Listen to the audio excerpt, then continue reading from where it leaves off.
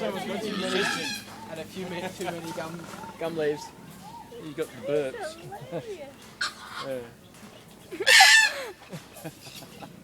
He's probably sick of these birds. Yeah.